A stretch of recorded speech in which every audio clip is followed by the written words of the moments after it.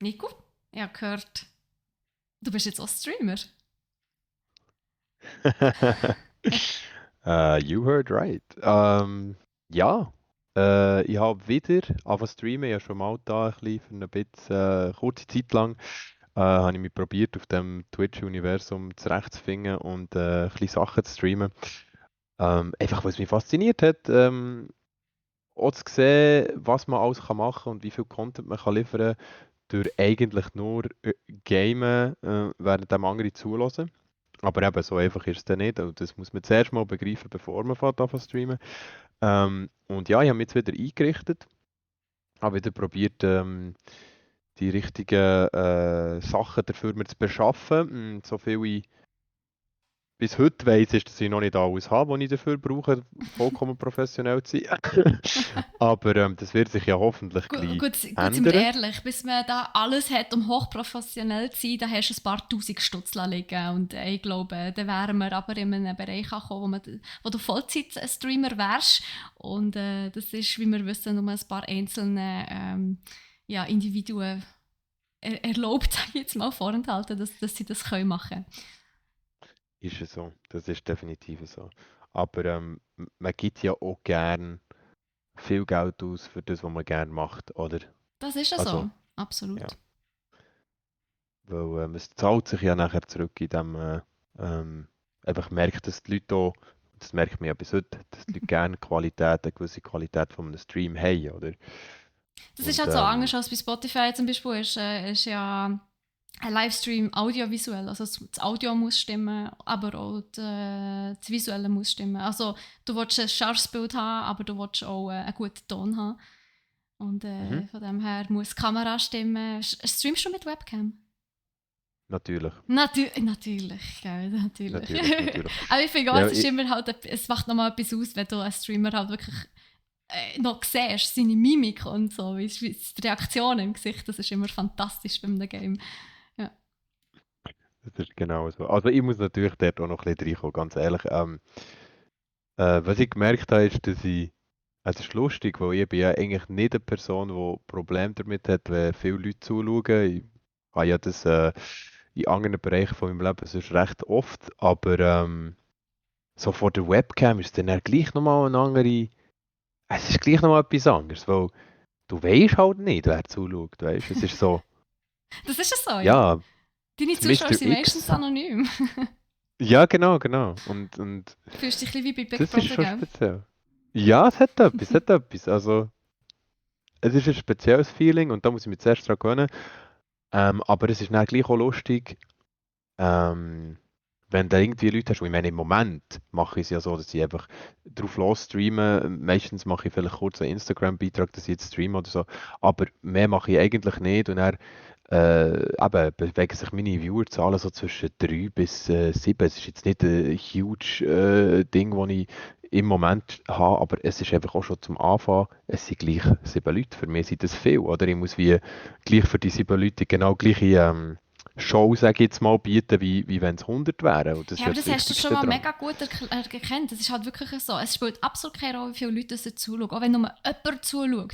Oder auch wenn niemand zuschaut. Du musst eine Show abliefern, weil ich meine, es könnte ja jemand vorbeikommen und der bleibt ja nur hängen, wenn du auch eine gute Show bietest. Und wenn du irgendwie eine Stunde lang einfach vor dir her zockst und kein Sterbenswörtchen erzählst und den Chat komplett ignorierst, dann geht halt der ein Zuschauer, der eventuell gerne wäre geblieben, geht halt auch wieder. Und das ist halt auch nicht das Ziel der Sache. Ja.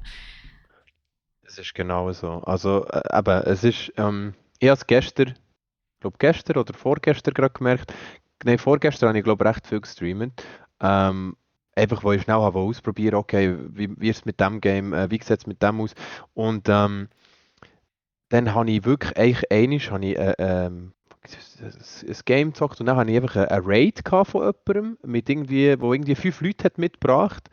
Und die sind irgendwie alles Australier gewesen und Oh, sie haben alle so gesagt, hey, sprichst du Deutsch und so. Und nachher habe ich ein bisschen Deutsch geredet mit hast ihnen. du auf Und Englisch dann haben sie so gestreamt in dem gefunden, Fall? Nein, auf Auf Schweizerdeutsch zuerst, oder? Schweizerdeutsch. Und Ach nachher haben sie mich so. gefragt, oder, sprichst du Deutsch und so? Dann habe ich ein bisschen Deutsch mit ihnen geredet. Dann haben die riesen Freude gehabt, ja, Ja, ich logisch. liebe Deutsch, aber ich nicht gut spreche Deutsch und so. Und dann Oh. haben sie auf Englisch geswitcht, dann habe ich auch auf Englisch geswitcht. Und es war so eine lustige Situation gewesen, wo ich einfach gefunden habe, die tut jetzt echt von irgendwo hier in mein Stream reingedroppt und dann kann man jetzt Mega einfach gut. hier zuschauen. Also weißt du, wie soll ich sagen, der Moment war schon recht lustig gewesen. Das glaube ich. Hast du Broken Ranks gespielt? Im Nein, ich Stream? habe Northgard gespielt. Okay. Ja, Aber auf Broken Ranks kommen wir nachher auch noch zu sprechen. Aber nicht genau. nur auf Broken Ranks, sondern auch noch auf Crysis 4. Ja, 4. Oh mein Gott, das ist schon der 4. Teil. Far, Changing Tides. Dann haben wir noch 2 Themen, die Blizzard betreffen. Und zwar hat Blizzard ein neues Survival angekündigt und ein neues WoW-Add-on geleakt. Und eben, Broken Ranks, da erzählst du uns dann noch etwas dazu, das hast du ja angespielt. Und was wir auch so ein bisschen, ja, ein komisches Thema, sagen wir es mal, in unserer Crit-Abteilung haben, ist die Realverfilmung von One Piece auf Netflix. Ja. Ja, ich weiß, ich finde, ich muss lachen, wenn ich an das denke, muss ich wirklich sagen. Oh. Es ist sehr speziell. Mhm. Mhm. Aber ja, erzähl doch mal. Oder Ja, soll ich anfangen? natürlich. Soll ich Nein, du, anfangen? also ich fahre sehr gerne an, das ist überhaupt kein Problem. Ähm, ja, also wir haben ja da, also musst mir schnell sagen, helfen. Möchtest du über gerade One Piece reden oder wollen wir Nein, gerade nein, über nein. mit Crisis anfangen? Nein, das grosse Thema ist natürlich Crisis 4, oder? Ah, okay, gut, Ja, ich okay, meine, das gut. ist. Gut. Wie lange warten die Leute jetzt auf Crisis 4? Schon eine Weile? Also es ist Mhm. schon ein paar Jahre her, wo Crisis 3 ist erschienen. Und Crisis 3 ist ja auch immer so das Game, das so ein bisschen als ja, das ultimative Spiel gelten hat, wo so deine Hardware testet. So, ja, but can it run Crisis? So in dem Genau. Stil. Und ja, jetzt ist Mhm. Crisis 4 angekündigt worden. Das ist tatsächlich so. Also, ich habe mal einen Blick drauf geworfen gehabt und es ist natürlich noch nicht sehr viel draussen. Also, was wir haben, ist ein Trailer, sehr ein mysteriöser Trailer, wo aber auch wieder mal zeigt, hey, wir werden eure Hardware wieder testen. Also, es wird wieder ein bisschen mit CGI jongliert. Wird wieder ein bisschen gezeigt, dass da auch, dass man da etwas erwarten kann, grafisch. Crysis halt.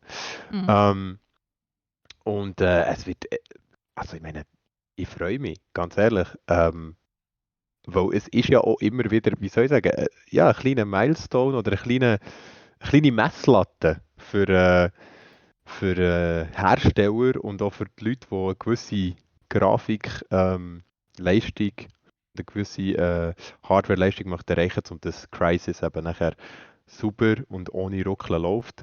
Und das ist immer wieder sehr spannend, nachher zu sehen, wie viel dann gleich noch an einem Game scheitern, wenn eben ja, Top of the Top von den Leistungen her verlangt wird. Und Crysis darf das irgendwie machen. Crysis hat sich das auf den Hut geschrieben.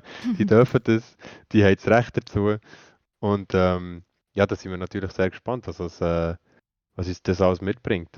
Ähm, mit neuen Inhalten und wie die Geschichte weitergeht. Oder? Ich meine, hast du Crysis gespielt? Einer von den Nein, Teilen? nein, nicht eins.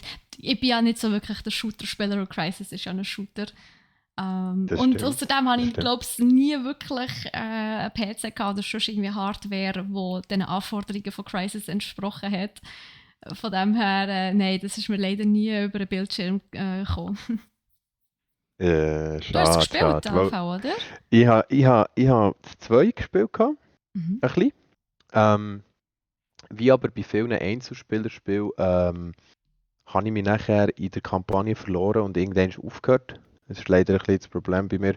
Weil es mich, glaube von der Story her nicht so gepackt hat. Die Grafik hingegen ist natürlich der Shit, oder? Also es ist dann ein neues Erlebnis gewesen. Mhm. Und was ich natürlich auch geil, aber was natürlich auch richtig nice ist bei der CryEngine, ist das Audio. Ich weiß nicht, ob du das weißt, Aber CryEngine hat ja auch noch ein recht nices Nein, erzähl mir. Audio-System.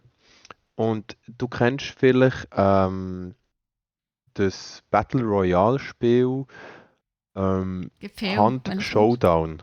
Ah, Sagt dir ja. das etwas? Ja, sagt mir etwas. Ja, aber Hunt gespielt habe ich so Showdown. nicht, weil eben, Shooter mal wieder. Genau, und es ist Horror. Also, Ja, okay, doppeltes No-Go für mich. genau. Genau. Ich habe aber Hunt Showdown kann ich aber jedem empfehlen, der gerne ein bisschen mehr, ja, ein bisschen mehr, wie soll ich sagen, Spannung und vor allem ein bisschen Grusel in einem Battle Royale vermisst hat. Ich weiss, die zwei Komponenten sieht man sonst nie zusammen, aber es gibt es tatsächlich. Das Hunt Showdown spielt auch in einem Universum, wo mehr so an Western erinnert. Sie haben auch so alte Waffen und Cowboy-Hüte und so. Ähm, Lass mich und sind raten, der nachher auf. Gut hat einen weißen Cowboy-Hut an.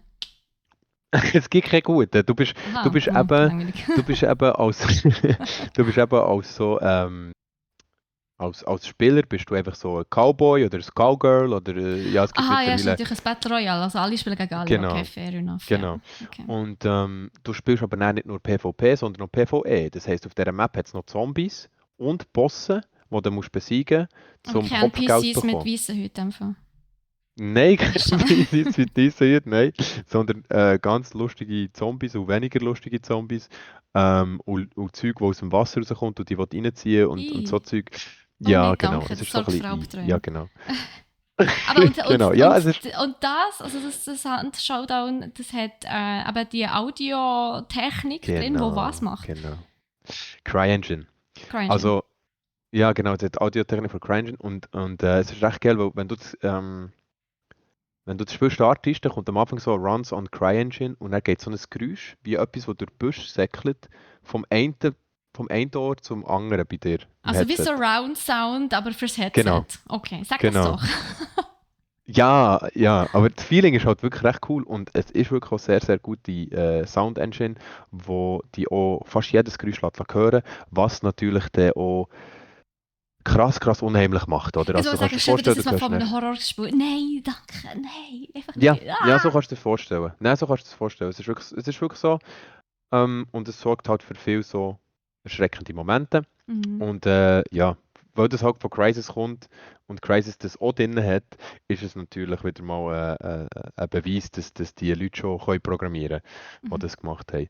Ähm, aber was ich jetzt noch kann sagen ist, man weiß natürlich noch man hat noch kein Release-Datum für das 4 jetzt, wo ist Nein, ich angekündigt meine, es worden. ist ja noch nicht. Das Einzige, was man gesehen hat, ist so ein kleiner Teaser. Also wirklich so ein Ankündigungsteaser. So, hey, wir sind dort dran, das am machen, aber ja, ich meine, man hat noch nicht mal etwas vom Gameplay gesehen. Also ich weiß nicht, ob die überhaupt schon angefangen haben, gross zu programmieren, um ehrlich zu sein. Ich glaube es nicht, aber sie suchen auf jeden Fall auch noch Mitarbeiter für das Ja, gut. Projekt. Ja, Also gut. das, wie Blizzard das im Moment macht. Wie Blizzard, Genau, ja. Hey, schöne Überlegung. ja. Genau, Blizzard hat nämlich auch ein Game angekündigt, wo sie noch Mitarbeiter suchen. Und jetzt sind wir tatsächlich am Fall, hey, es ist so schlimm, wie es tönt, aber wir haben fast keine wirkliche Hype-Themen diese Woche. Das Wir können Einzige, es aufhypen. ja, wir können uns aufhypen, ja. Das eine, also, wir sind schon fast beim Crit gelandet eigentlich, wo ich muss ehrlich gesagt sagen, eben das neue Game, das Blizzard angekündigt hat, es ist ein neues Universum, das sie da eröffnen, sozusagen. Also, ja, also nicht, Blizzard ist ja dafür bekannt, dass sie Games machen, wo sie Figuren nehmen, die schon existieren und sie in ein anderes Universum stecken, sozusagen. Warcraft zum Beispiel funktioniert ja auch mit Figuren aus World of Warcraft, beziehungsweise umgekehrt. Heroes of the Storm hat vor allem alle Figuren genommen, die in allen ihren Games, also von Blizzard, nicht von Activision, von Blizzard, ja, existieren halt in Heroes of the Storm waren. Und jetzt gibt es aber nochmal wirklich ein komplett neues Spiel, das sie anscheinend angekündigt haben. Ein Survival. Ich weiß nicht, wie late to the game dass sie diesbezüglich jetzt sind, weil Survival haben ja zwar einen rechten Boom, aber der Boom nimmt ja schon fast wieder ab. Also, ich weiß nicht, ich glaube, der Höhepunkt vom Boom war, wo Valheim erschienen ist. Ich glaube, das war so ein bisschen das Highlight gewesen. Und dann hat es sich so ein bisschen angefangen abnehmen wieder. Man hat es ja auch gesehen, irgendwie bei New World. Das ist ja irgendwie auch nicht mehr so wirklich wahnsinnig so gehypt worden. Auch Survival Ja, dort ist einfach, sorry, ich sage es nochmal, einfach nur knorzig gewesen.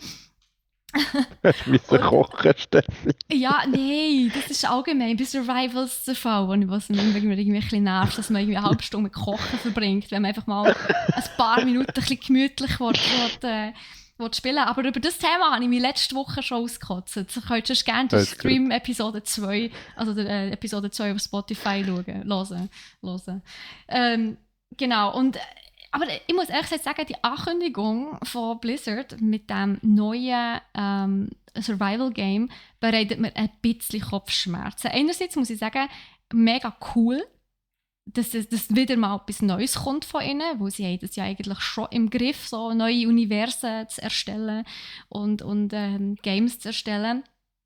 Ähm, es sieht auch spannend aus. Es ist so eine Mischung zwischen realer Welt und Fantasy irgendwie. Also man sieht im einen Bild, das sie teasert haben, so wie Teenager oder Jugendliche, junge Erwachsene, die mit dem Velo irgendwie durch den Wald gefahren sind und dann plötzlich auf so eine Lichtung sind gekommen. Oder es tut sich einmal wie so die Welt tut sich so wie auf vor ihnen und sie sehen auf einer Ebene und in der Entfernung ist so eine Insel mit einem schwebenden Schloss oder einer schwebenden Burg, was sehr an Breath of the Wild erinnert an dieser Stelle. Da muss ich das einfach gerade noch einwerfen. Aber es scheint wie so eine Mischung zu sein zwischen eben realer und Fantasy-Welt. Man sieht auch in einem zweiten Bild wie so eine Elfenfigur oder so, wo am Spuren lesen ist. Aber die Rüstung ist recht nice. Also wirklich so mit Tierknochen als Helm. Das könnte sehr spannend sein. Aber mehr wissen wir natürlich noch nicht zum Spiel. Der Mike Ibarra hat zwar auf Twitter gesagt, dass er das schon gespielt hat. Also man kann es anscheinend schon spielen, obwohl sie irgendwie noch 10 Leute suchen, von Künstlern über Engineers zu Designer.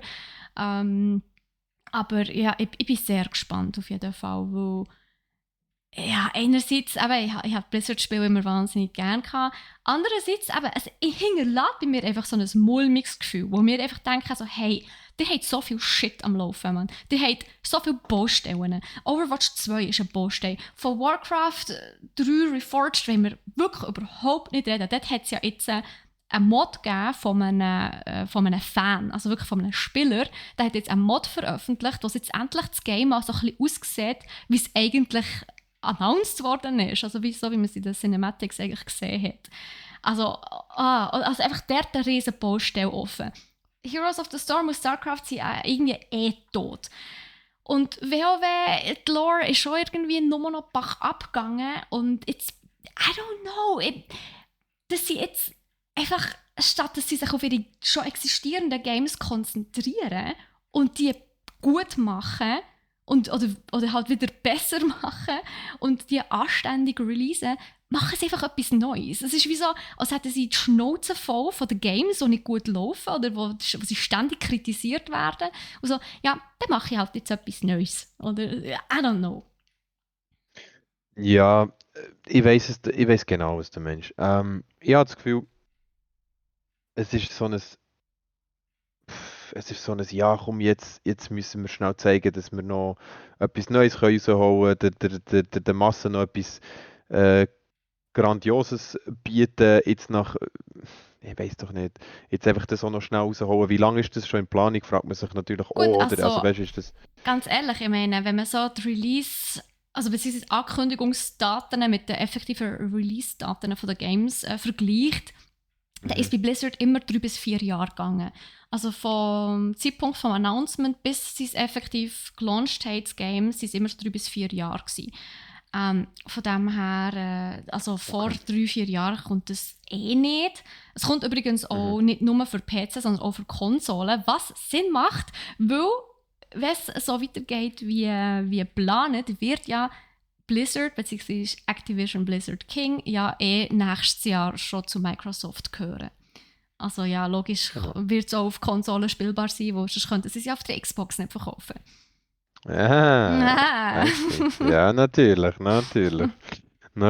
Aber eben, lange Rede, kurzer Sinn, Survival, ist es wirklich noch, trifft es noch trifft's noch der Zahn vor Zeit? Ja, vor allem Ich die denke, 4 Jahre.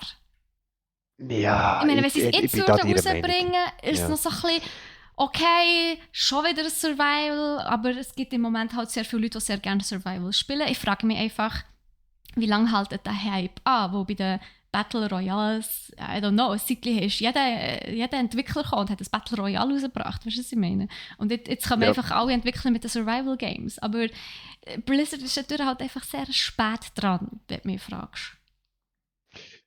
Ja, auf jeden Fall. Auf jeden Fall, ziemlich spät dran und wie viel wird in so Games recycelt von Games, die wir schon haben gesehen? Oh ja, da bin ich auch gespannt. Was sieht, ja, weißt du, was sieht genau gleich aus, wie man das schon 100 oder 1000 Mal erlebt hat? Ich finde so Was Games ich- immer so was ich- schwierig. Was ich auch eine kleine Frage ist, wie wird die Grafik sein? Wo Blizzard ist ja jetzt nicht bekannt für eine mega krasse Grafik. Wenn man WoW anschaut, Overwatch ist ja so im Cartoon-Style, Heroes of the Storm ja auch.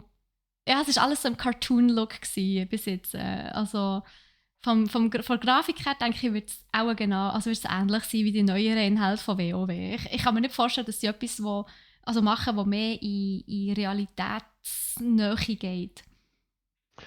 Ja, also, Glaube ich nicht weil ja bei Blizzard die, nicht. Bei Activision wäre es etwas anderes, aber bei Blizzard nicht.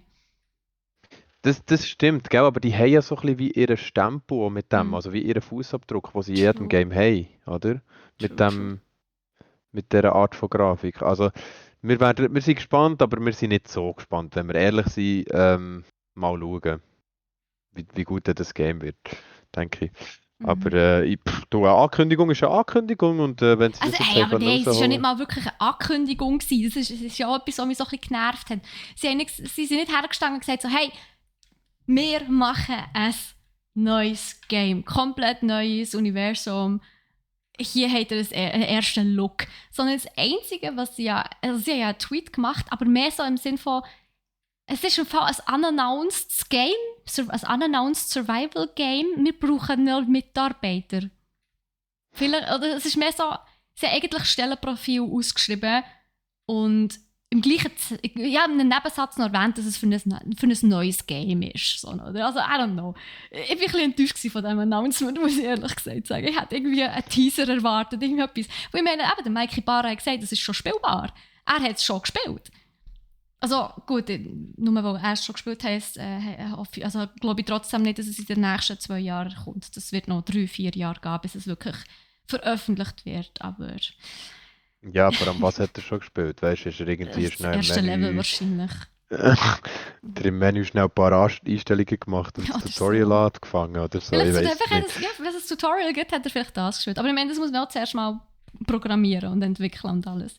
Das Aber stimmt. so wie es aussieht, gemäss Stellenbeschreibungen, suchen sie eigentlich noch alles. Also von Leveldesigner über Landschaftsarchitekten, hätte ich fast gesagt, bis zu Charakterdesign. Also und Software engineeren, 5 Stück.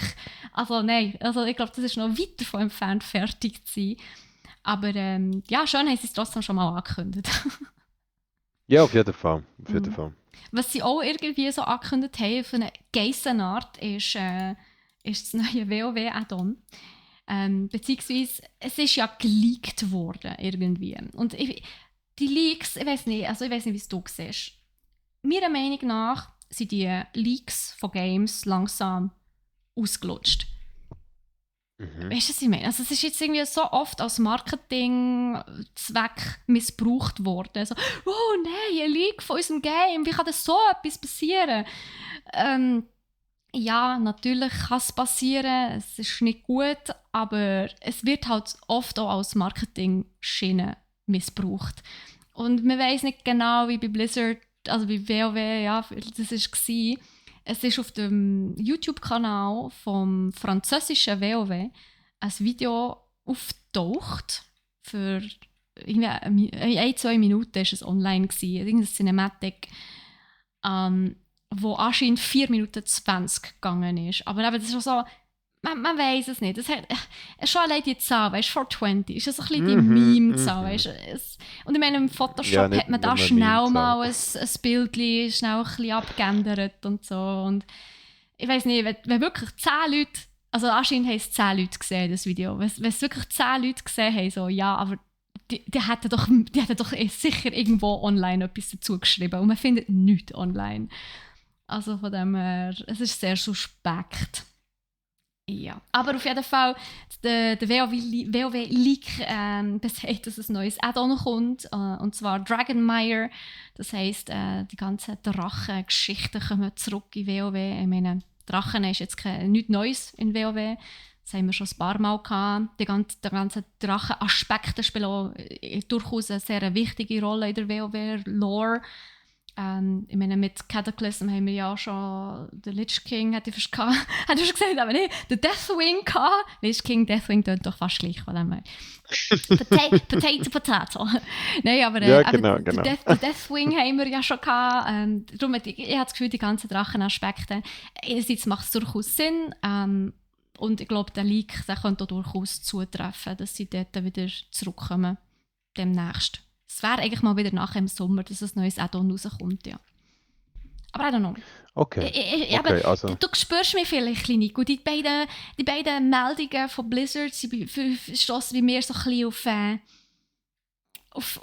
also, oder sagen wir es so, die lösen ein bisschen so einen bitteren Nachgeschmack aus bei mir. Also es ist so, I don't know. natürlich, also wie immer spüre ich dich sehr gut, Steffi. Ich glaube, es ist wirklich ein hässiger und- Podcast, Leute. I'm sorry. Und ich kann mir gut vorstellen, dass ich verfolge es halt jetzt das WoW-Zeug nicht so, aber du weißt, WoW und ich, also ich finde dort nicht, also mein Interesse liegt wirklich nicht im WoW-Universum, aber einfach, weil es hat mich nie interessiert und ich bin auch immer der Meinung gewesen, wenn du monatlich dafür zahlst, dass du ein Spiel kannst spielen, ist das nicht meine Welt. Aber eben, ich habe das Gefühl, Blizzard macht genau das, was sie eben nicht sollten. Also ganz ehrlich, eben die Leaks, ich weiß es nicht. Ist der Leak, man weiß es nicht, oder ist der Leak bewusst oder unbewusst gewesen? Hat man da irgendwie bewusst gestreut oder ist man da irgendwie, hat da wieder eine Sache eben geleakt, die er nicht hätte sollen? Das weiß man heute einfach nicht mehr, weil es kann ja einfach eine PR-Aktion sein von Blizzard selber. Alles das hat es schon gegeben und ja, das ist wie du sagst, die Sensation, das Geilheit von den Leuten, die so Sachen posten, ähm, ist riesig, aber meistens ist dann die Reaktion darauf nicht mehr so, wie das früher war. Früher hast du einen riesen Aufstand gehabt und dies, das und ein Hurenzeug und heute ist es mehr so, schon wieder irgend so eine League. Okay, soll man dem glauben? Ist es etwas? Ist es nichts? Man weiß es nicht genau. Ich meine, die Leute sind echt vorsichtiger geworden. Informationen, die aus dem Web kommen, sind einfach nicht zuverlässig, aber nicht immer, oder? Und Absolut. dem ist sich heute jeder bewusst. Also, ich hoffe es. Nicht jeder. Ja, und gleich, Nein, gell, ich es tut mir meine- leid, nicht jeder. Entschuldigung, es Ja, tut aber mir nicht leid. wegen dem. Es gibt Nicht ja jeder. auch, es gibt ja so einzelne Personen in der Gaming-Industrie, denen kannst du einfach wirklich schon fast trauen. Also wenn die etwas sagen, dann ist es fast zu 100% einfach wirklich, dann trifft das zu. Es gibt so einzelne Personen. Ja, darum, Wer ist das also, zum Beispiel für dich? Also, wem vertraust du dort? keine Ahnung im Fall. Ich weiß es nicht, GameStar. zum Beispiel. Ja, voll. Ja, die sind gut. Game 2 finde ich auch super. Aber wir machen jetzt nicht Werbung für anderes Zeug hier. Ja, wenn wir themenmäßig mal voranschreiten, was meinst du? Unbedingt. Du hast ja auch noch ein Spiel gespielt, wie viel wieder deinstalliert hast. Nach wie lange? Wie lange hast du es gespielt, Nico? Also lass mich zuerst noch ein bisschen darüber erzählen. Also, ich probiere ja immer mit meinen Kollegen neue Games aus. Wir machen das sehr gern und wir tun immer ein bisschen schauen, ob wir Games finden, wo wir sind jetzt 3 Leute, meistens, wenn wir zusammen spielen. Und wir probieren immer ein bisschen Games zu finden, wo wir zusammen können, zocken, wo Spass machen, wo wir länger können dranbleiben können und wo auch ein bisschen, ja, wie soll ich sagen, ein bisschen Essenz haben, eben, wo man nicht nach irgendwie, keine Ahnung, sag jetzt mal, nach 3, 4 Wochen zocken wieder aufhört, weil man denkt, ja, es hat irgendwie den Glanz verloren. Und das Problem bei uns ist eben wirklich, wir finden kein Spiel, wo wir einfach drinnen bleiben und dranbleiben und einfach so viel ja, wie soll ich sagen, so viel Willen weiterzumachen haben, dass wir es weiterspielen. Es hat ein paar Games gegeben, wo wir recht lang gespielt haben, aber auch die sind irgendwann durch gewesen. Und dann sind wir immer auf der Suche nach Neuem. Und dann empfiehlt immer jemand etwas und die Woche, also die letzte Woche, ist das eben Broken Ranks gewesen. Und Broken Ranks ist eigentlich ein Game, wo ursprünglich rausgekommen ist als Taern. Also das Game hat Taern geheissen und nachher glaube ich The Das World kann ja of niemand Taern. aussprechen, what the hell. Ja, es ist, ich tu noch schnell Das ist wie anführen, es ist, Arceus. Arceus, whatever. Steffi, es ist, Sorry. es ist ein polnisches Entwicklerstudio dahinter. Und das Ganze hat eigentlich vor 7 Jahren oder so gestartet als Mobile Game. Und wenn man es so anschaut, kann man sich das vorstellen. Wenn man es nachher mal geht, anschauen und sieht, wie das funktioniert, dann kann man sich das vorstellen. Okay, das ist auch wirklich so ein bisschen Mobile Game-mäßig unterwegs. Aber was uns natürlich interessant dünkt an dem Ganzen ist, dass es eben rundenbasiert ist und dass es einen Lore dahinter hat. Und wir haben gesagt, wir geben dem Ganzen mal eine Chance. Und ich werde jetzt hier vorweg noch sagen, egal ob ich jetzt da kritisch darüber rede, über das Spiel, ich habe das Gefühl, dass es die Leute da draussen gibt, sogar sehr viel, weil die haben immerhin schon gleich über 1 Million Spieler jetzt. Wow, das ist aber... Die können What? das, ja, Okay, die das können, ist viel. ja, ich rede vor allem von Taern, oder? Taern ist das Spiel, das vorausgegangen ist und die haben 500.000 gereached vor einem Jahr oder so und jetzt sind sie, glaube ich, auf 1 Million und haben jetzt eben Broken Ranks rausgegeben, was eigentlich eine Fortsetzung von dieser Story ist, aber du kannst es halt auch sehen als eigenständiges Spiel, weil die ganze Story nicht musst kennen, die eben bei Taern dahinter ist. Und I see. äh, ich denke, dass das vielen Leuten mag gefallen, die sehr gerne taktische Games haben, die sehr gerne Sachen spielen, wo man muss nachdenken muss. Und ich muss sagen, uns hat es nicht so abgeholt, weil wir haben zwar gerne taktische Spiele, wir haben zwar gerne rundenbasierte Spiele, aber bei diesem Game ist es so, dass du halt im Kampf innen auch noch einmal mehr musst überlegen, Oh anstatt nur nein! angreifen und Oh nein, abwehren. du musst überlegen. Oh nein, Nico! Das tut mir jetzt aber Nein, nein, leid. also, Steffi, mehr überlegen habe ich gesagt. Darum habe ich extra mehr gesagt. Ist gut, ist gut. Du musst wirklich mehr nachdenken als sonst in einem rundenbasierten Kampf, weil du eben deine eigenen Taktiken musst, dir ausdenken. Und zwar hast du wie 10 Punkte, die du jedes Mal musst verteilen auf 5 verschiedene Angriffsslots. Und 10 Punkte, die du musst verteilen auf 3 verschiedene Abwehrslots. Und du hast entweder Abwehrslot Nahkampf, Abwehrslot Fernkampf oder Abwehrslot Magie. Und du hast entweder Angriffsslot Fernkampf, Angriffsslot Nahkampf oder Angriffsslot Magie. Und nachher musst du auch noch für jeden einzelnen von diesen 5 Slots musst du wählen, ob du mit Magie oder Nahkampf oder Fernkampf angreifen willst. Und du hast nur eine bestimmte Sekundenanzahl Zeit, um das zu machen. Das Oh heisst, wow, also sobald. noch Ja, mega genau. Zeitpressure. Jesus, ich Genau, hasse genau. das Spiel Das mit Zeitdruck. heisst. Ach. Okay, das Das hat schon heisst, verloren Steffi. bei mir, das Spiel. Sorry. Das heißt, das heißt Steffi, wie hat es geheißen? Thorn of the Lich King. Wie hat es geheißen? Ich weiß nicht mehr. Das Wrath of the League Lich Game. King. Oder was Ja, meinst genau, du? genau. Also das Das WoW League Add-on? Game, das du Nee, du. gespielt hast. Nein, ich Aha. meine sagen, wie heißt das vom. The Ruined King. Ruined King, Ruined oder? King, ja, von Riot Ja, Games. Ja, ja. genau, ne, genau. Ruined King hat doch auch so ein komisches Kampfsystem gehabt Ja, mit den Lanes, oder? genau. Und Fastlane und genau. Schadenslane. Ja. Und mir hat es ein bisschen an das erinnert.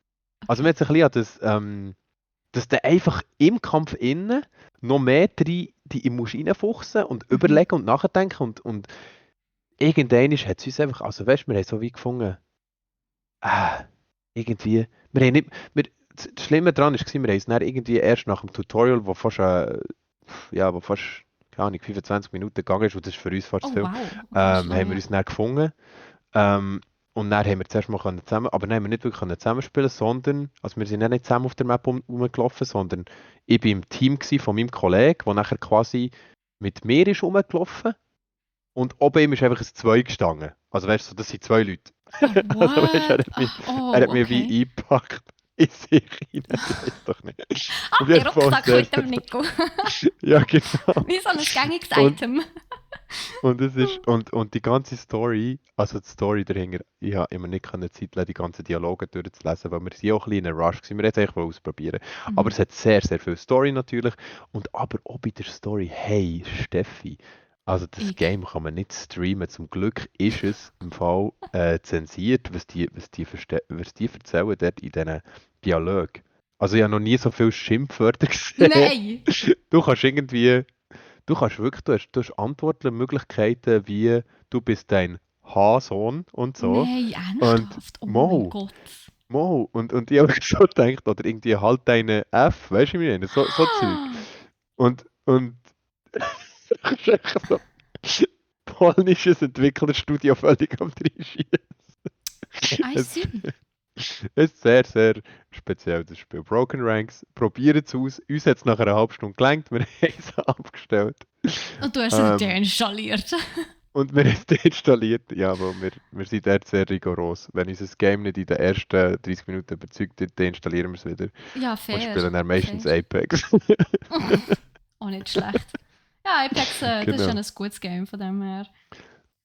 Ja, Apex ist Liebe. Seit Jahren. Seit Jahren. Auf Sogar, jeden Fall. okay.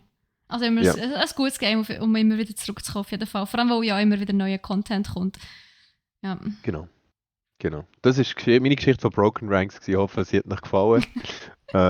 Aber schaut mal rein. Ich meine, ich wäre gespannt, wie Ach, ihr's kostet es findet oder wie etwas? ihr es gespielt habt. Nein, es ist Nein, Free-to-Play, gell? Es ist das ist Free-to-Play, Free-to-Play. genau. Es ist Free-to-Play. Also, ihr könnt ihm auf jeden Fall eine Chance geben.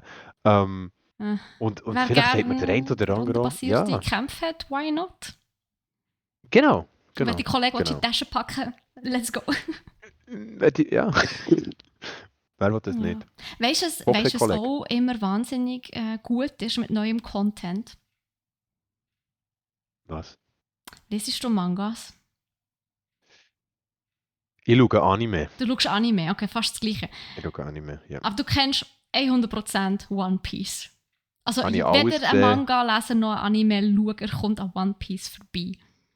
Genau, habe ich Und du hast alles gesehen. alles gesehen. Ich meine, wie viele Also Kapitel gibt es mittlerweile? ja, Über es ist 1000. okay. Also, Okay, ich stimmt nicht, ich lüge dir ja nicht alles. Ich habe bis dorthin gesehen, wo die deutsche Übersetzung hat aufgehört und nachher war es nur noch Japanisch gewesen mit Untertiteln. aber schon jemand, der Ähm, nicht gerne... Okay, sorry, ich oute mich jetzt.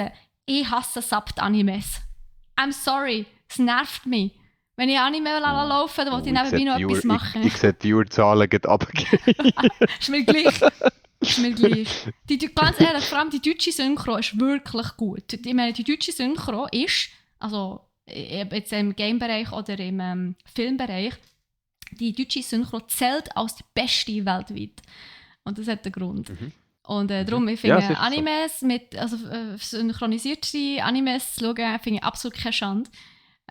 Ich habe einfach keinen Bock, immer die Untertitel zu lesen. Wirklich nicht, das schießt mich an. Ja, aber dann verpasse ich ja alle. Nani. Ja, Shinde Gurasai. Baka. Baka des. Nico Baka des. Oder so, keine Ahnung. Auf jeden Fall, nein, jetzt musst du hören. Jetzt musst du hören. Ja. Du weißt ja, Netflix ist gerade, also Netflix hat ja gerne Animes irgendwie. Es hat wahnsinnig viele Animes auf Netflix. Auch Eigenproduktionen. Aber jetzt kommt es noch besser. Netflix hat jetzt nämlich angekündigt, dass sie One Piece verfilmen. Also in Realverfilmung. Mit echten Also Schauspielern. Und du kennst One Piece. One Piece ist das Anime, wo wahrscheinlich die, ich sage jetzt mal, interessantesten Charaktere hervorgebracht hat, wo man so im Anime- oder im Manga-Universum sieht. Ja, also. Denken wir mal nur so an die Fischmenschen mit diesen Tentakeln. Also die Ja, Proportionen von diesen Figuren teilweise. Und die Mischungen und die Kombinationen von keine Ahnung, Mensch und Maschine oder Mensch und Tier. Und dann kommen noch die Früchte dazu, die Teufelsfrüchte, was sie so irgendwie noch speziell machen. Und ich meine, wir sind natürlich schon sehr weit fortgeschritten, was CGI und so weit betrifft. Und eben so Gummiarme und so, absolut kein Problem. Haben wir auch schon bei Dings gehabt, Fantastic Four gehabt, das Aufblasen, also der Luffy kann sich ja so aufblasen und so ein riesen Gummiball werden. Das haben wir eigentlich auch schon gehabt bei Harry Potter im dritten Teil. Ah, mit der Tante, Ja. die nicht aufblasen von den Ja. Dudleys. Ah, das Ja, war im ja, zweiten ja, ja, Teil, ja. gewesen, ja genau. Und dann ist ja, Ja, aber der Dobby ist ja dann zu Besuch. Ah nein, das ist nicht. Aber- Stimmt nicht, das stimmt nicht. Das war der dritte Teil. Gewesen. Der dritte Teil. Steffi, don't mess things up. Also, ich glaube, One Piece ist ähnlich gewesen mit dem.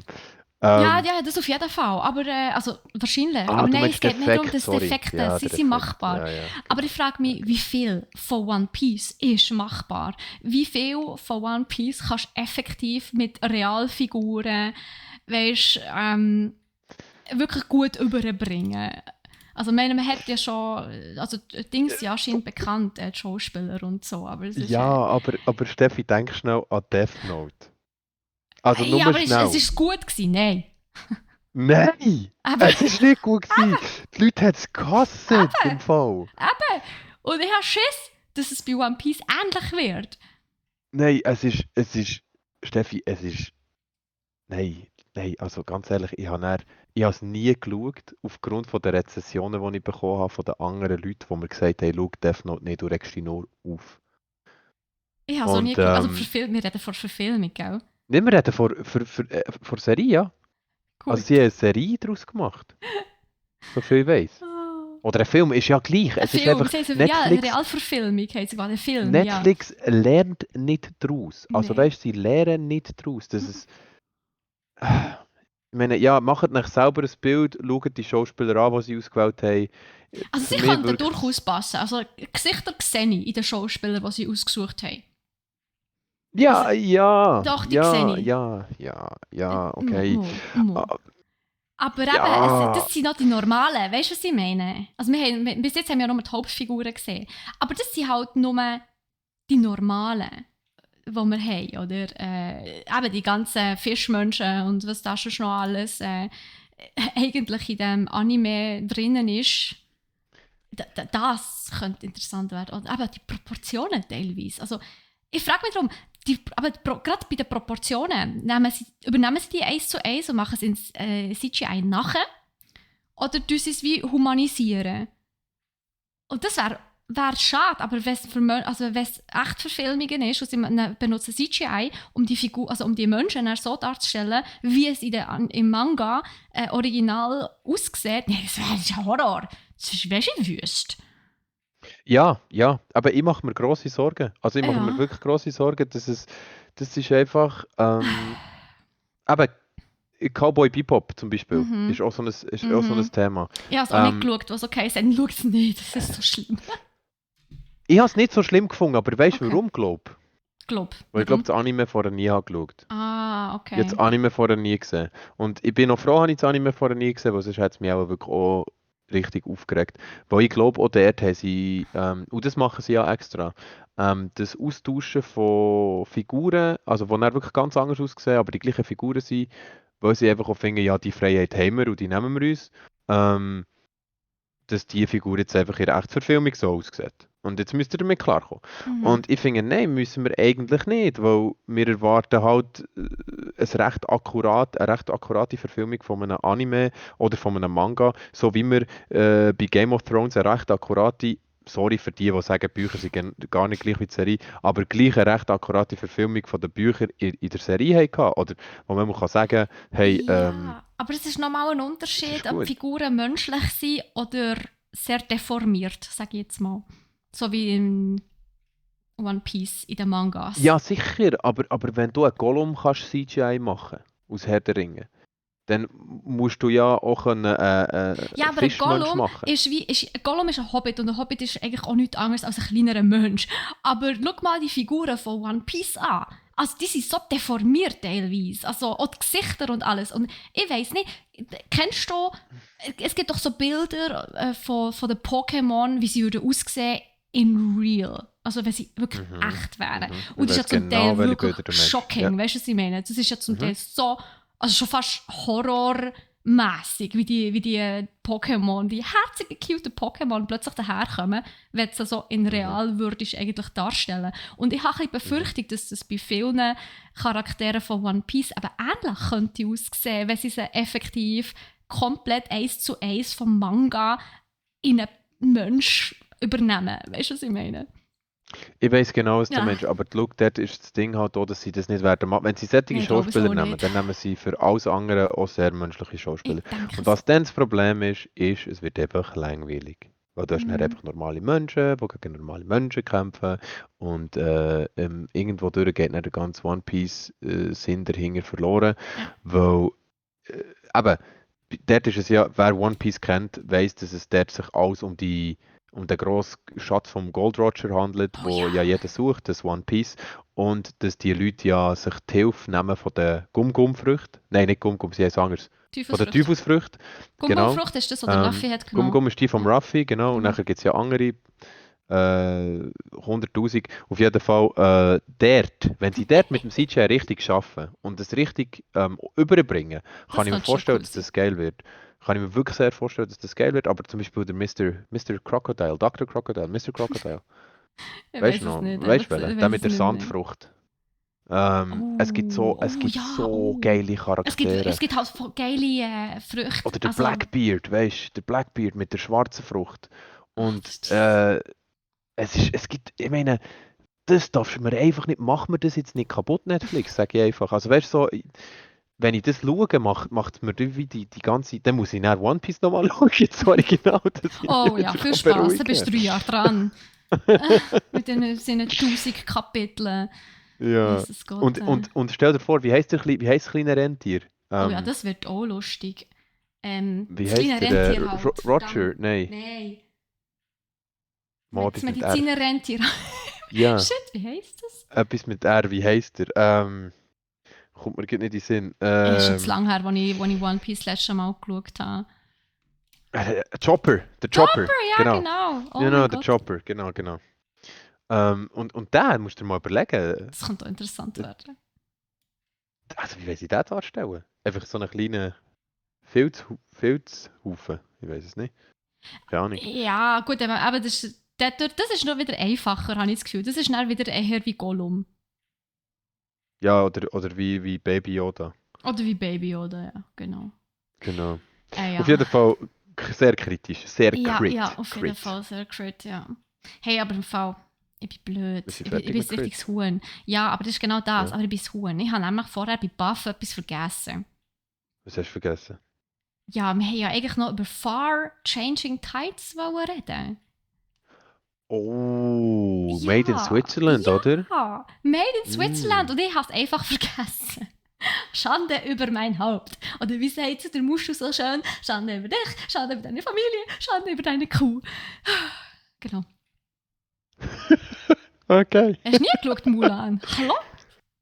Also bitte? Ja, aber weißt du, da bin ich 8, 9 gewesen, also Mensch, das weiss ich noch. Okay, wow. Nein, aber das ist die Szene vom Muschel. Das ist Kult. Also, egal. Du musst mal nachschauen. Es ist fantastisch. Auf jeden Fall, eben, Schande über mein Haupt. Ich habe vergessen, dass wir ja über Far Changing Tides reden.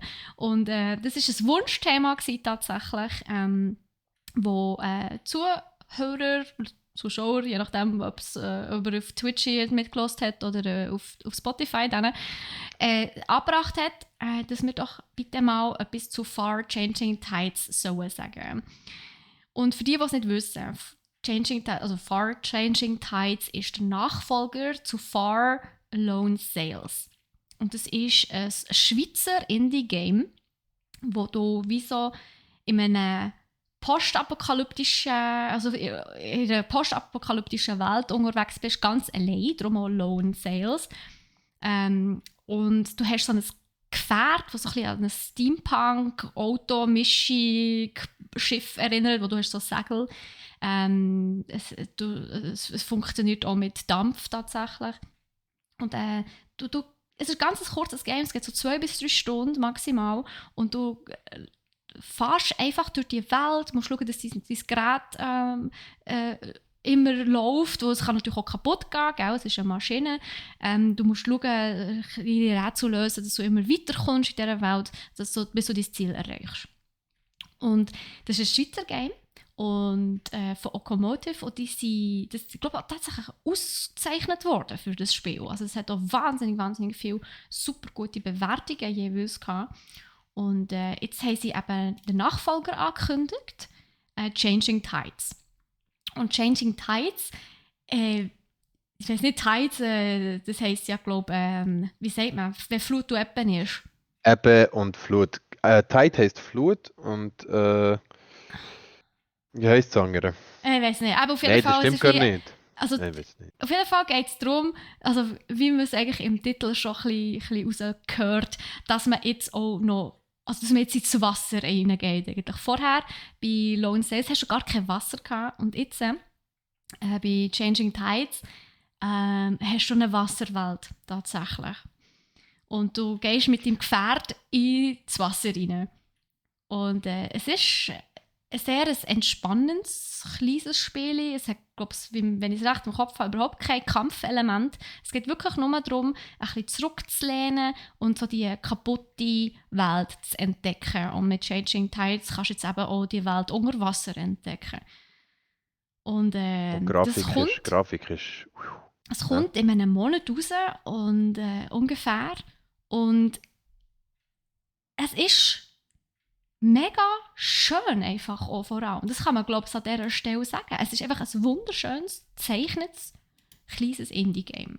Und du weißt ja vielleicht, ich bin sehr Fan von so kleinen, schön gezeichneten Indie-Games. Und ich muss trotzdem zugeben, ich habe Lone Sails nicht gespielt. Und das ist jetzt etwas, das habe ich mir zur Aufgabe gesetzt, dass ich das jetzt mache. Ich will Lone Sails spielen. Ich werde euch natürlich erzählen, was ich davon halte. Und sobald der Changing Tides draussen ist, werden wir das dann natürlich auch spielen. Beziehungsweise vielleicht werden wir es sogar streamen. Oha, yes. Das klingt super. Ich meine, es ist ein Schweizer Spiel. Hey, hallo, Schweizer Power. Wir müssen die Schweizer Indie-Game-Entwickler ein bisschen unterstützen. Ja, sicher. Also eben, ich hätte es dir noch empfohlen, aber da du es jetzt selber hast, ja. Ich finde es sehr schön, ich habe mir so kurz angeschaut. Okomotiv sitzt übrigens in Zürich. Genau. Also nicht weit weg von uns, die Freunde. Und hey, ich fände es sehr, sehr cool, wenn wir das machen und streamen. Und ich habe reingeschaut. Und ein bisschen genauer anschauen, ja. Genau. Ich glaube mir persönlich wäre es vielleicht zu wenig Action. Aber... Ich meine, ich habe The Longing gespielt. Wenn man das gespielt hat, dann ist man mit allen Boredom-Nests Wasser gewaschen, sage ich jetzt einmal. Nein, Okay. also The Longing, du bist schon sehr gemütlich unterwegs. Ihr könnt euch gerne mal den Trailer anschauen. Fantastisches Spiel. Ich glaube, von einem österreichischen Entwicklerteam. Und du bist wirklich einfach so eine Figur, also so ein Schatten in einem Höhlensystem, unterirdisch. Und du bist extrem langsam unterwegs. Einfach kurze Anekdote, schnell zum Reinschiessen hier. Ich habe einmal gute 20 Minuten gebraucht, um von A nach B zu kommen. Bis ich dann gemerkt habe, dass ich etwas vergessen habe und wieder zurückkommen muss. Oh ja, Mann. Ich war sehr lange unterwegs gewesen. Aber es ist irgendwie auch, ich weiß nicht, es hat etwas sehr Spezielles. Also es spielt so mit dem Zeitgefühl irgendwie und irgendwie hat es mich trotzdem auch gecatcht. Ich habe es wirklich durchgespielt. Und zwar etwa 24 Stunden lang oder so, 23 irgendetwas. Ist es nicht auch hure Depri? Nein, nicht einmal, Also im Gegenteil. Also es ist der Longing-Mensch. Ja, also ich glaube, bei dir dann mal reingetuned und geschaut, wie du es gespielt hast. Und irgendwie, oder es setzt sich mit ganz tiefen philosophischen Fragen vom Leben Schon fast auseinander. Kann das eher. sein? Ja. Kann das sein? So ganz... Ein bisschen, ja. Ja, Ja. sie hat es auch drin. Aber vor allem, es spielt ja eben mit der Zeit, eben auch, dass die Zeit zum Beispiel wirklich relativ schon für jeden Menschen wie anders vergeht. Oder? Also, beziehungsweise, wenn du etwas machst, vergeht die Zeit schneller. Also wenn du ein Buch lesest, vergeht die Zeit schneller. Auch in-game. Also du hast einen Ticker, der läuft. Der startet bei 400 Ingame-Stunden, glaube ich. Oder 400 Tage. 400 Ingame-Tage.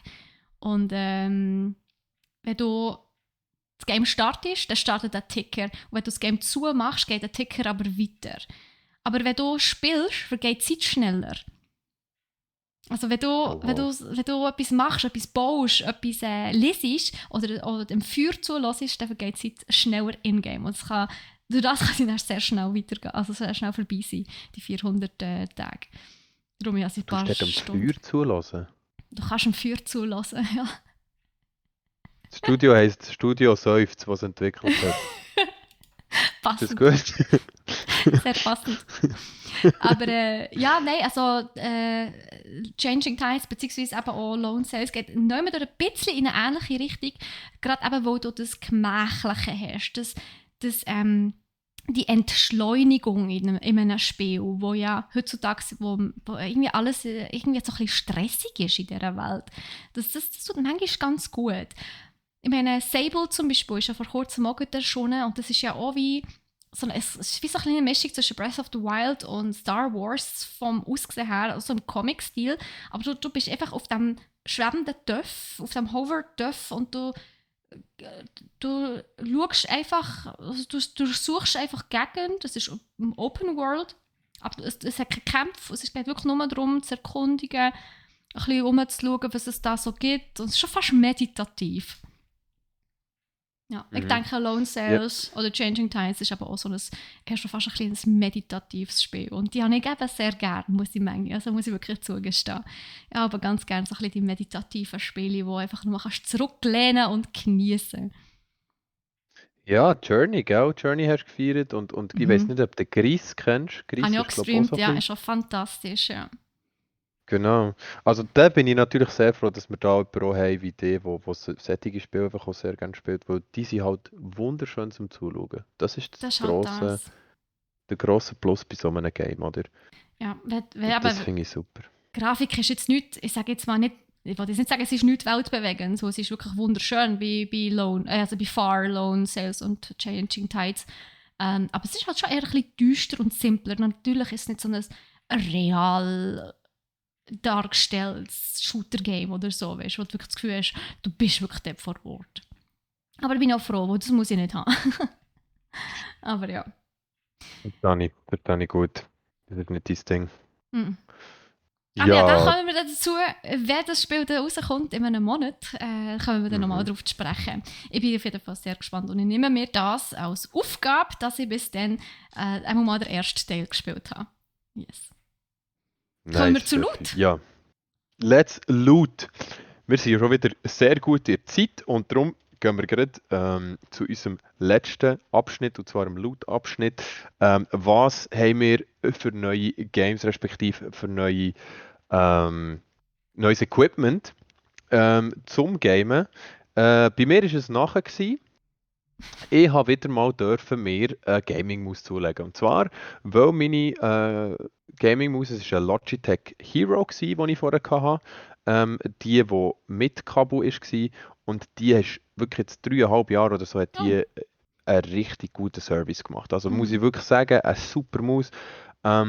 Und jetzt habe ich mir von einem Kollegen tatsächlich die Empfehlung gegeben, ich soll mir doch wieder eine Logitech holen, und zwar die alle Pros damit spielen, Oh, jetzt bin ich gespannt. wie er findet.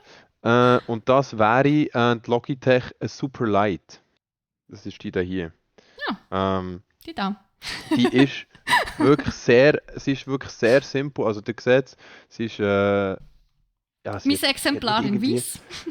Ja genau, die gibt es nicht in Weiss. Schon, sehr Ja. gut. Genau. Sie hat nicht viel Schnickschnack. Sie ist wirklich ultra leicht. Also Das ist wirklich verdammt ultra angenehm. leicht. Es ist zuerst kommt es dir ein bisschen billig vor, weil es hat so immer den Effekt, dass wenn etwas extrem leicht ist, hat man so ein Das bisschen das Gefühl, stimmt. wow, Eine schlechte billig. Qualität, ja. Aber überhaupt nicht. Also ist top-notch die Maus. Ich habe noch nie so schnell gegamed, ich habe noch nie so schnell gezielt. Treffen tue ich zwar immer noch nicht, aber das liegt nicht an der Maus. Ähm, aber es ist eine richtig, richtig gute Maus und es ist eine gute Investition gewesen. Ich kann wirklich sagen, hier auch noch einmal merci an ihn, der mir es empfohlen hat. Da kann man wirklich sagen, das ist eine sehr gute Investition gewesen. Nice. Und ja, ich freue mich extrem jetzt mit dem dann wieder im Apex können gehen Headshots verteilen oder eben auch nicht. Aber auf jeden Fall eine super coole Investition. Und dann kommen wir eigentlich auch schon gerade zu den Games, die ich mir noch zugelegt habe diese Woche. Und zwar unter anderem Skull the Hero Slayer. Ist ein super cooles Roguelite. Hä? Oh, wow. Roguelite und das Mhm. Roguelike unterscheiden sich ja. Mhm. Ich weiß nicht, ob du das weißt, Steffi. Erzähl. Aber ein Roguelike ist ein Game, wo du immer wieder voranfährst, Mhm. wenn du stirbst. Das heisst, du fährst mit nichts wieder an. Du hast keine Vorteile. Wenn du stirbst, kommst du einfach als, ja, sagen wir mal, kommst Viertel Blut wieder am Anfang raus und musst wieder anfangen. Bei einem Roguelite ist es aber so, dass du mit der Zeit, wo du spielst, dir auch gewisse Boni kannst erarbeiten. Also bessere Charaktere, bessere Sachen, die du auf einmal freischaltest bei einem Run oder zum Beispiel Fähigkeiten, die du kannst leveln. Und das ist So dann wie ein Hades. Roguelite. Genau, genau. Genau. Genau, wie Hades. Und Skull the Hero Slayer ist auch so. Es ist Also ähnlich ein, wie Dead Cells. ein Roguelite. In dem Fall. Also die Light-Version von einem Roguelike. Sagen wir es Genau, so. aber es hat, glaube ich, nicht mit Light zu tun und nicht Es Light, könnte schon sein. sondern Es ist die Light-Version von einem Roguelike. Es ich ist weiß, ich wie habe so Roguelike, gedacht. aber einfacher. Ich tue dir mal, ich tue dir mal ein Video schicken, wo der eine das tut, erklären, dass es eben nichts mit Light zu tun hat, in dem Sinn. Ach, man Aber kann. das Das geht ist wirklich eigentlich zu ein tief. Wortwitz. Ich weiß, Steffi, ich Ja. weiß. Ich finde es ja Ich auch finde es. lustig. Wir ignorieren jetzt einfach mal den Fakt, dass es effektiv auch nicht so ist, aber der Okay, ist Wortwitz gut. ist super. Das Wortspiel ist fantastisch und darum lassen wir es jetzt so. Also, Du Skull, bist der Hero fantastisch, Slayer. Steffi. Ist Gut, Skull. Oh, genau. oh, oh. Ist das nicht da, wo du ein Shadow bist? Nein. Oder? Mo, Mo, du du bist Dufi. so ein Natürlich Shadow, der so heisst er, darum rumrennt, heisst es ja oder? Skull. Wieso sagst du überhaupt Skull? Skull. Also, ja, Skull. Skull, Skull. Skull. Ist auch ein bisschen Skull. Hm? Nein, aber du weißt, was ich meine. Genau, du bist ein Shadow, also ein kleines Skelett. Und das kleine Skelett muss jetzt die Menschen vertreiben, weil die Menschen haben sein Reich eingenommen. Und du tust mit dem kleinen Skelett eigentlich fährst du an und lernst nachher, dass es die Fähigkeit hat, seinen Skull zu wechseln, also seinen Kopf. Und es wird nachher immer zu einem anderen Hero, wenn es seinen Kopf wechselt und du findest nachher auf diesen Runs immer neue Heroes. Und bis jetzt habe ich immer noch nicht alle gesehen. Ähm, Das heisst, du hast dann, wenn du zum Beispiel einen Run nicht geschafft hast, aber recht gut bist, hast du zum Beispiel nachher die Chance ist höher, dass du einen selteneren Hero findest, wo du kannst, die drei verwandeln. Und der macht dann mehr Schaden, hat zum Beispiel mehr Fähigkeiten. Mit dem kommst du nachher wieder weiter, schlägst vielleicht einen Boss mehr. Und nachher, wenn du wieder voranfährst, kannst du wieder gewisse Sachen aufleveln, weil du findest auch Edelsteine, die du nachher kannst brauchen zum Aufleveln. Oder dir einen neuen Charakter kaufen. Und es ist gleich unglaublich enjoyable. Du musst es mit dem Gamepad spielen. Übrigens, ich spiele es auf dem PC, aber mit dem Gamepad, weil mit der Maus macht es keinen Sinn. Also es ist ausgelegt für ein Konsolengame, so wie Dead Cells das auch war. Aber es ist ein unglaublich lustiges und herziges Roguelite, weil der kleine Skull, der kleine Skelett, das ist an sich schon sehr, sehr herzig. Und nachher gibt es halt einfach noch sehr viele Elemente im Game, was was ein bisschen weniger, sage ich mal, gefürchtig machen, aber gleich halt sehr enjoyable. Es gibt coole Bosse. Es hat einen leichten japanischen Touch manchmal. Die Musik ist sehr so Arcade-mäßig, der Stil ist sehr Arcade-mäßig. Und es macht echt Spaß, die Runs immer und immer wieder zu probieren. Also, wie so ein kleines Dark Souls auf auf einem farbigen Trip mit ein bisschen freundlicheren Gegnern. So. Das ist lustig. Ja, Ah, es sehr ist gut. sehr lustig. Ich glaube sogar du könntest es wirklich feiern, Steffi. Also das sage ich jetzt Ja, mal. ich kenne es. Also Ähm, ich habe es nie gespielt, aber ich habe mich auch schon damit auseinandergesetzt. Ja. es ist wirklich cool. Und das andere Game habe ich mir Grund von Steffis Empfehlung geholt, weil es gerade im Moment im Steam Sale ist, noch ein bisschen Steam-Werbung, ist Northgard. Ich habe mir natürlich Northgard geholt und habe einfach gesagt, hey, ich muss es jetzt mal ausprobieren. Und ich muss sagen, Northgard gefällt mir besser als War Tales. ähm, Und verstehe auch, warum das Studio mit dem Game wirklich berühmt ist worden, weil es hat einen sehr, sehr coolen Aspekt vom Aufbauspiel. Es ist ein unglaublich interessantes RTS. Es hat sehr diverse Sachen, die man machen kann und es hat vor allem auch Abläufe, die nicht gleich sind, wie man die sonst so kennt, von diesen Aufbauspielen, von diesen strategischen Aufbauspielen, weil nämlich Dorfbewohner immer etwas machen, wenn sie nichts zu tun haben. Also sie machen immer etwas, wenn sie Dorfbewohner sind, gehen sie immer Nahrung sammeln. Also das heisst zum Beispiel, dass du eigentlich, das bringt natürlich auch Du musst nicht ein nur bisschen mühsames Zeug babysitten. mit. Genau, du musst ja nicht hure babysitten, Mhm. aber es ist dann auch nie ein rum, wenn du einen suchst. True. Die sind auch irgendwo am Nahrung sammeln. Das Also du stimmt, musst dann nicht muss ich dann immer wirklich schauen, suchen. wo sind meine Leute, wo sind die? Ja, genau. Und dann nimmst du auch einen mit, weißt du, und du weißt vielleicht noch nicht gerade, was du bauen willst. Und dann bist du Haut so am ab. Auswählen, was du bauen willst, und tust es irgendwo platzieren und der Dude ist schon wieder weg. Und dann bist du wieder am Nahrungssammeln. Hast du allein gespielt oder mit jemandem zählt es zwei? Das Ja, ist so mehr. allein gespielt jetzt Allein, okay. mal. Ja, Ja, ja, ich so habe allein gespielt. 3,5 Stunden oder so habe ich es mal gespielt allein. Aber ich muss zugeben, mir hat es ein bisschen an ein Mobile-Game erinnert. Mhm. Ja, vom, Weißt du, vom was ich Stil her, meine? ja. Gell? So ein Ja, ja, vom bisschen, Stil ja. her, ja, auf jeden Fall. Aber es ist eben Gut, noch das heisst so viel, lange nicht, dass es nicht gut ist. ja, und ich denke auch, dass es, wenn du es zusammenspielst, macht es noch ein bisschen mehr Spaß auch. Ja, aber welches Game macht schon nicht mehr Spaß, wenn du zusammen spielst? Ich suche gerade nach einem. Ja, da kannst du lange suchen. Währenddessen Äh, erzähle ich mal, was ich, Overcooked. das kannst du nur, oder? Das kannst du gar nicht allein spielen. Aber auch das, glaub mir, auch das macht mehr Spaß, wenn du mehrere Leute bist. Aber such mal noch weiter. Ich glaube nicht, dass dir etwas in den Sinn kommt, was mehr Spaß macht, wenn du allein spielst. Genau, ich habe auch mir ein Game gegönnt. Ähm, und zwar auch ein lustiges. Auf tatsächlich deine Empfehlung, Nico. ja, meine Empfehlung ist auch You gegenseitig. know what it Das is. ist halt, ja, ist so, wir wissen halt langsam, was der andere gerne für Games hat. Und zwar heisst das kleine Game Nobody Saves the World. Und ja, wenn es dann wirklich mal hart auf hart kommt, irgendwie will dann gleich niemand die Welt retten. Darum spielt man den Niemand, also eben den Nobody. Aber der Nobody kann sich auch in ganz viele verschiedene Sachen verwandeln. Laut Beschreibung kann so mal ein Drache sein. Ich habe schon gehört, es gibt ein Ei. Ratten, keine Ahnung, alles Mögliche. Ich bin gespannt, Pferd. was ziemlich sicher auch, ja. Ich bin Ja. sehr gespannt, auf was du nicht kannst, also in was du nicht kannst verwandeln. Und so musst du halt die Welt retten. Und ja, das habe ich mir schnell gesnackt. Und das streame ich dann morgen bei uns im prag.ch Stream, also am Dienstag am 3. Und ja, ich bin sehr gespannt, was das für ein Spiel ist. Es hat Horrorelemente drin, wo ich ja gar kein Fan davon bin. Aber ich habe die Hoffnung, dass es so lustig ist, dass es das Horrorelement übersteuert. Ja. Mhm. Mhm. Ja, ich glaube, vom Grafikstil her ist das für dich noch gerade. Das kann durchaus mein Spiel sein, ja. Ich bin sehr gespannt. Ja, Ich bin auch ja, gespannt, das morgen mal anzuspielen.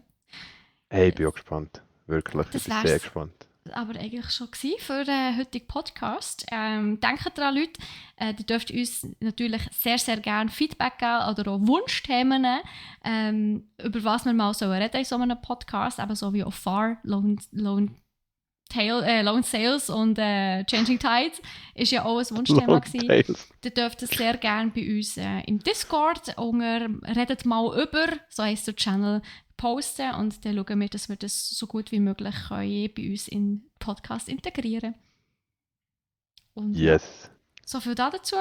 Einmal in der Woche auf Twitch, der Podcast am Montag am 3, jeweils am Dienstag auf Spotify am 4. Und natürlich haben wir dann auch noch unsere Streams. Am Dienstag am 3 bin ich, am Mittwoch am 3 ist der Troy und am Freitag am 2 ist der Blake. Und das wär's von uns mit den Gaming News. Wir sehen uns nächste Woche. Bis dann, tschüss zusammen. Bis dann. Tschüss zusammen.